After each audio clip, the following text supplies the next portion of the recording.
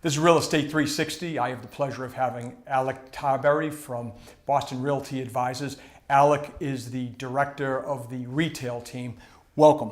Thank you. Glad to be here. Glad to have you here today. You know, on this frigid April day. I've been traveling. I hopefully have a little bit of a sunburn, and I came back to this cold weather. So hopefully we're going to see the end of it soon.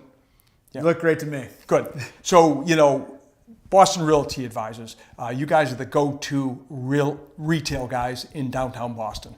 You've just been, having a phenomenal run. How are you guys seeing stuff in the leasing part of the business right now? Well, we are in a very exciting time because retail is going through a very big shift. And when retail changes, it creates a lot of opportunity for innovation and upside.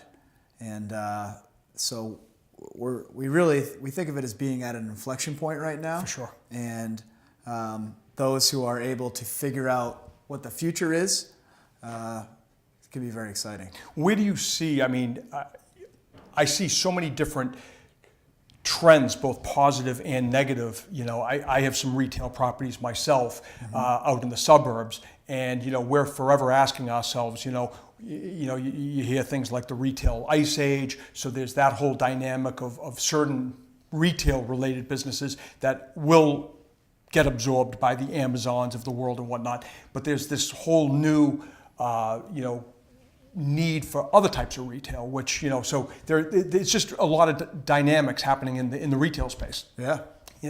And how do you guys see it? Well, what's really interesting has been, we've been lucky enough that we've been a part of a lot of online brands opening stores. Right. So everybody's talking about this retail apocalypse, and there are certainly a lot of brands who have too many stores, they haven't innovated, and they're closing. We just had a store, a dying retail brand, 9 West, close in the middle of the night 2 nights ago. Oh, is that right? Faneuil Hall, I know 9 West. Is that right? Yeah. Yeah, that's you heard it here. Yeah. Right? Yeah, probably shouldn't have said that. Yeah, geez, that's... By the time this goes live, it'll be public. But but on the flip side, we've done 2 leases with Bonobos, online menswear store. Yep. They opened 2 in the Back Bay. They just opened 1 in the Seaport. We've done a deal with Warby Parker. We're doing a deal right now with Allbirds, online shoe company. Sure, very familiar with them. Yep, very, very trendy brand. And it's real. What's been really interesting is they find that by having a store in the market, they see their online sales in the whole trade area go way up. Yeah. So the fundamentals of the store becomes a showroom. People are familiar with this idea. But on the flip side, brands are now finding if they pull out of a market and they close all of their stores, their online sales plummet. Right. So they need to have some kind of physical presence. Sure. So now, Boston Realty Advisors, you guys handle a lot of the major, Faneuil Hall and some of the other, I don't want to speak for you because I know some of them are under confidentiality, some of your new assignments and whatnot. But, you guys are, handling some of the better assets in the city of Boston. We've been very fortunate. We're working on Faneuil Hall, which is getting its first big renovation and redevelopment since the 1970s. Yeah. And that's with Ashkenazi, correct? Ashkenazi Acquisitions out of New York. Wonderful developer, one of the largest privately held retail developers in the country, which means they're not answering to Wall Street. Their model of owning property is very different as a result. And how is it that you got that assignment? Ashkenazi is a big outfit. Certainly, there are options, and you guys landed the assignment.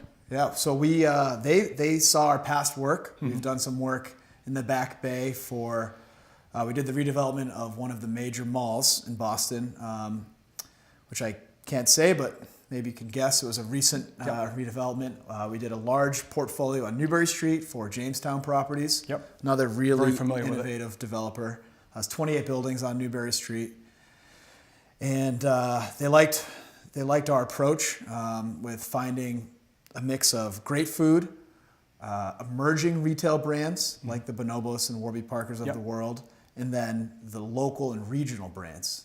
That's an interesting trend these days is the world became very much mall-centric in the 80s and 90s, and Faneuil Hall is a great example. It fell into the hands of GGP. They turned it into what we call Mall USA. Now what we're doing is demalling it. We'll always have the great national brands, but we're bringing in a lot of the local and regional brands. We have Legal Seafoods opening, a poke bowl concept there. Yep. So that's the kind of mix that people want to see these days. They want to go someplace unique. They don't want to go to Mall USA. Well, exactly. We're seeing it all over where it's more of a walking experience. I mean, Faneuil Hall has obviously always been a walking experience, but the quality of the tenants in Faneuil Hall and other places, it's just there's people are gravitating toward high-end stuff and what's going on over there. I've known Faneuil Hall since I was a little kid, and it's the transformation has just been phenomenal, absolutely phenomenal. Yeah. And what do you see going on over in the Seaport District? Seaport's exciting. I actually, up until a year ago, worked for WS Development, who is the primary developer there. Phenomenal company, and I've seen what they've pulled off in past projects around the country. Seen it firsthand, and I know the Seaport has a lot of doubters. But you wouldn't know it with the number of sky cranes that are going on.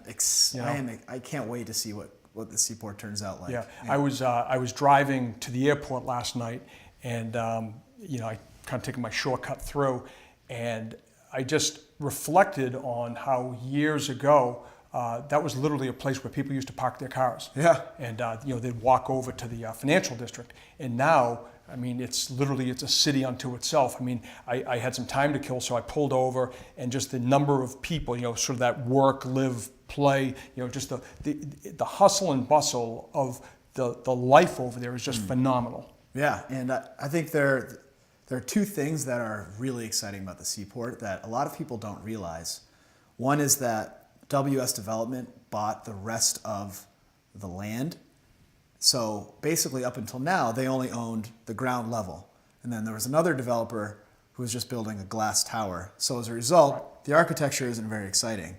Now WS owns the whole building. They own the whole thing. And they are bringing in some really exciting architects. And I've seen some of the models. I haven't seen final plans or renderings, but the rest of the Seaport that gets built is going to look very different than what's there now. And what's that concept? It's just going to be interesting architecture. Yeah. And it's nothing, no crazy ideas. I'm sure there are some actually wild ideas that they're coming up with, but it's going to be very interesting architecture. The other thing that's going to be interesting is they will now own 90% of the high-profile storefronts, and as a result, they have the ability to really thoughtfully program who goes where, and that's what they're really good at. Mm-hmm. You look at Newbury Street, which is still great, but at the end of the day, you still have a luxury apparel brand next to a tattoo removal store. Exactly right. And a smoke shop, and right. It's just they don't vibe. This Seaport will be very, very thoughtfully planned, and the end result is going to be fantastic. Now, would you say that a lot of the activity has moved from the Newbury Street and Boylston Street area over to the Seaport, or is it still? I haven't spent a lot of time on Newbury Street in recent years, but there's a lot of pulse there for a long time. Yeah, it will never truly shift. I think right now, Newbury Street has over 350 storefronts. Mm-hmm. That's a lot of what we call co-tenancy. For sure, it's a lot of foot traffic. Plus the Prudential Center, who just got redeveloped, in the Copley Mall, which just had a big renovation as well. So Back Bay has never been stronger. I think we're at the Seaport is a place where really forward-thinking brands go for their second location. They open one in the Back Bay, and then maybe their next location is Seaport. But there are exceptions. Outdoor Voices, which is a very hip version of Lululemon that every retail developer in the country desperately wants. Is trying to get, right. Yeah, Outdoor Voices skipped the Back Bay and is now under construction in the Seaport. Is that right? Yeah. Wow. That's an exception, but they pulled that off with Ella Bean too. Ella Bean opened their first urban store in the country in the Seaport. They're opening it tomorrow. It's a dynamic part of the, I travel all over the country, and I often say to people that the Seaport alone is bigger than most American cities. Yeah. You know, just that small corner. I mean, obviously we have the New Yorks of the world and whatnot, but Boston has certainly become, has been for a long time. I mean, I certainly think it's one of the greatest cities in the country, having been to just about all of them. And the amount of growth that we're seeing across all sectors is just fantastic. Let me ask you, if somebody wants to get in touch with you over at BRA, how do they go about getting in touch with you? My cell phone number is right on the website. There it is. Yeah. So I've had the pleasure of talking with Alec Tarberry today from Boston Realty Advisors. They specialize in a number of different things, but in particular retail here in Boston. And they're the go-to guys for Boston retail. It's been a pleasure having you. Thank you.